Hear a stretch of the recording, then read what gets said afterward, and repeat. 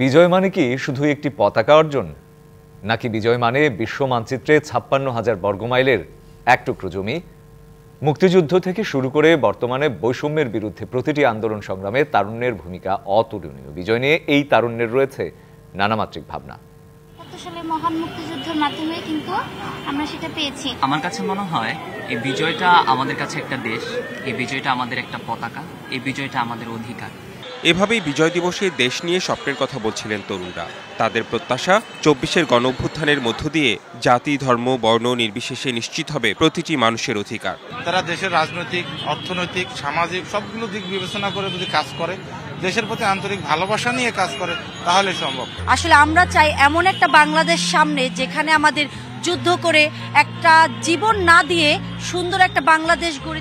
কারো কাছে বিজয় মানে স্বপ্নের পথে নতুন যাত্রা। তারা চান মেধা, যোগ্যতাই হবে টিকে থাকার লড়াইয়ে সবচেয়ে বড় হাতিয়ার। সেই সাথে বন্ধ হবে দুর্নীতি। অন্তত আমাদের মৌলিক চাহিদাগুলো যাতে আমাদের দেশের প্রত্যেকটা জনগণ পায়, মেয়েরা সব জায়গায় নিরাপদ থাকে। জনগণের মৌলিক অধিকার ও অপরিহার্য সংস্কারের মাধ্যমে বাংলাদেশকে একটি আধুনিক রাষ্ট্রে পরিণত করাই তাদের লক্ষ্য। আমাদের চেষ্টা করতে হবে সকলকে ঐক্যবদ্ধ হয়ে কাজ করার, যাতে আমরা দেশকে অনেক ভালোভাবে পরিচালনা করতে পারি। আমার বাংলাদেশকে উন্নত এবং সমৃদ্ধ করতে, যাতে আমাদের দেশটা সব দেশের সাথে পরিচিত লাভ করতে।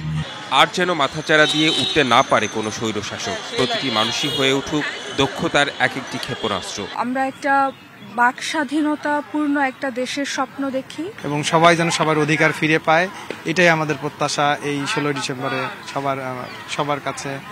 আর বিজয়ের আনন্দ যেন শুধু দিবসে আটকে না থাকে, এই প্রত্যাশাও দেশ গড়ার কারিগরদের। Redwan Ahmed, DBC news, Dhaka.